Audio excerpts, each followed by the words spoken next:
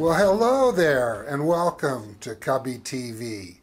You know, yesterday we heard from Dr. David Allen, and I don't know about you, but I find these breakthroughs in cannabinoid medicine and science to be absolutely mind-blowing. I mean, the science, the medicine is all telling us that cannabis is literally the fountain of youth. And as I said, there's real science and medicine to support that now. But today we're going to talk a little differently about things. Dr. Allen has had a very compelling and disturbing personal experience with the drug war. He made the mistake of buying his retirement property after a lifetime of saving lives. He paid in full. And that meant that the property, this 50 acres with this beautiful blue hole on it, was something that the police in his jurisdiction in Mississippi found appealing. Appealing to the point where they decided it should be theirs, and they were willing to frame Dr. Allen in order to get it.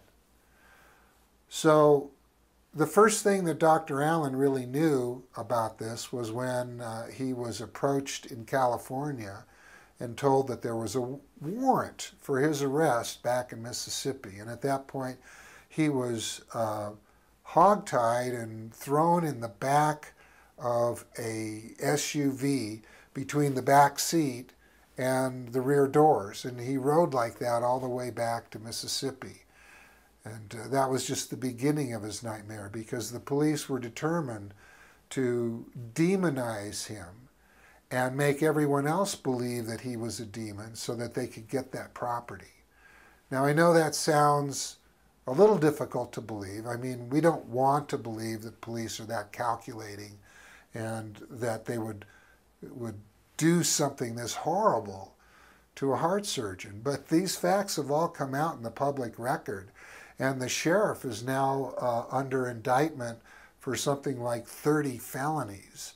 So I've seen the news reports myself. I know that this sheriff has finally been exposed for the horrible things that he's been doing. And I know that Dr. Allen's story is completely authentic. But what's more important, I think, is that Dr. Allen is able to step back and take a look at what's going on and give us a more clinical, analytical view of how this process became so wrong and what can be done to fix it. So let's take a moment now, sit back, relax, and let this man reach you as he's reached me in his very compelling story and his very informative, enlightened view of what needs to be done to correct things. So take it away, Dr. Allen. I had a practice in Pascagoula, Mississippi, and I left there to start a business in California doing cannabis referrals. And I moved to California, and while I was in California, the Drug Task Force of Pascagoula raided my property in Moss Point, Mississippi, where I lived. It's a large property, it's 50 acres, and about a third of it is fresh water. And it's fairly valuable. I paid for it completely with my earnings from doing cardiac surgery in the community. I saved many people's lives there. I operated on the sheriff and one of the sheriffs and his brother. I operated on police families. I operated on lawyers' families and council members and indigent people living under bridges. I operated day and night, 24 hours a day, and I was on call. and I served the community. But what happened was the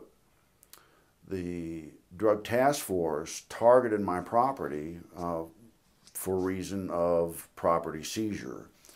And they came on my property based on false information, and they planted false evidence in my case, and I ended up spending 14 months in jail pre-trial, and there were many charges against me, all of them false.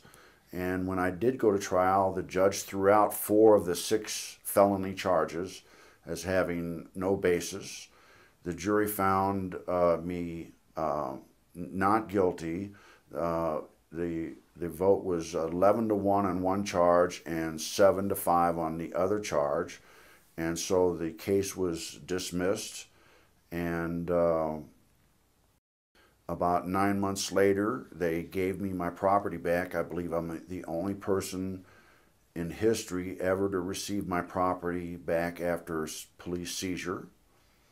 And they dropped all the charges, and now I have a $551 million lawsuit against the sheriff for false arrest.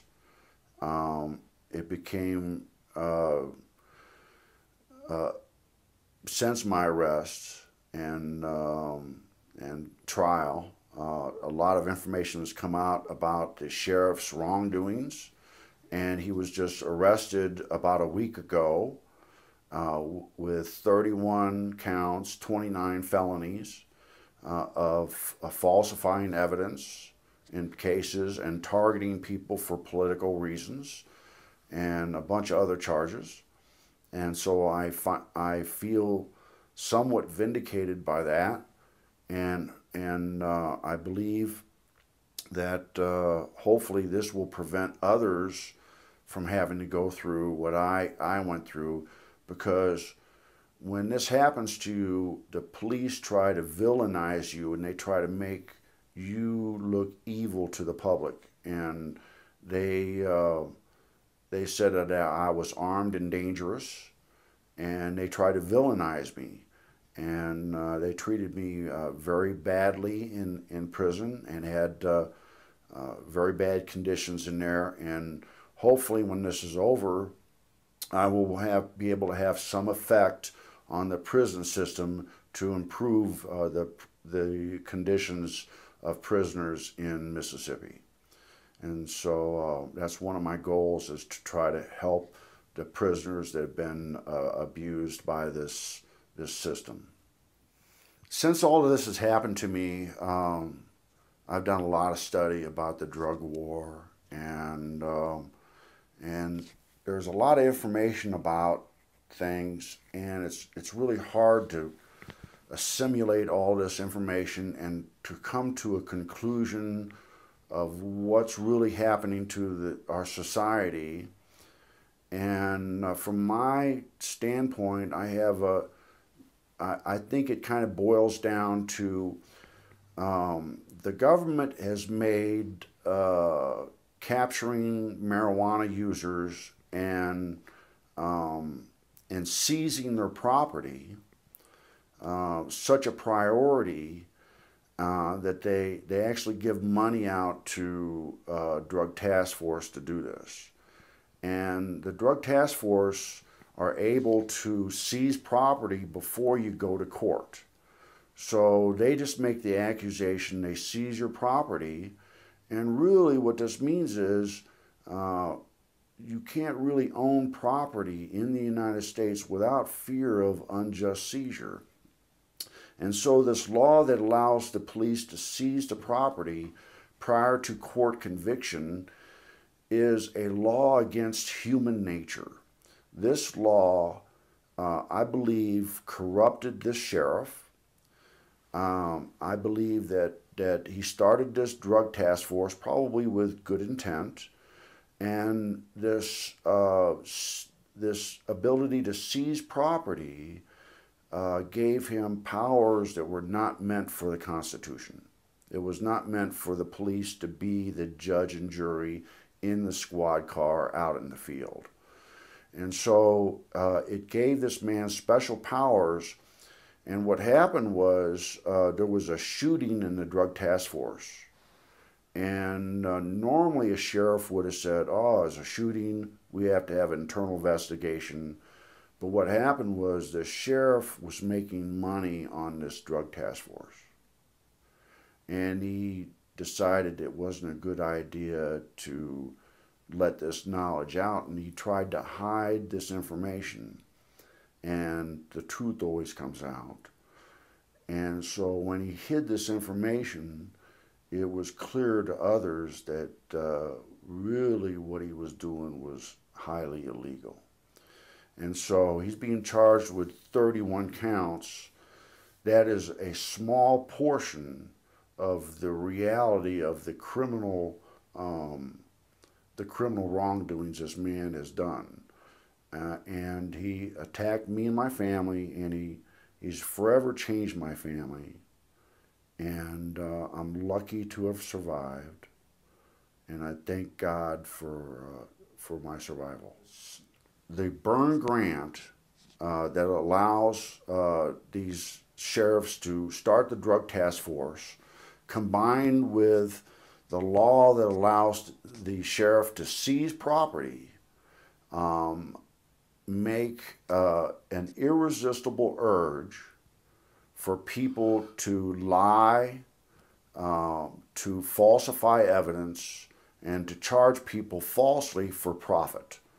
And so if there was a change in the law where the money from seizures went to some social good like education or anything else, no police officer would risk his job and career to lie in a case where there was no profit motive.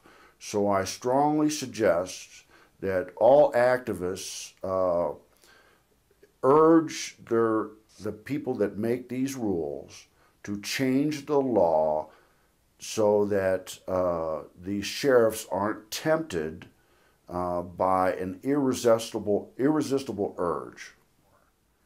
Thank you. This has been Steve Kubby with Kubby TV. I'll see you here tomorrow.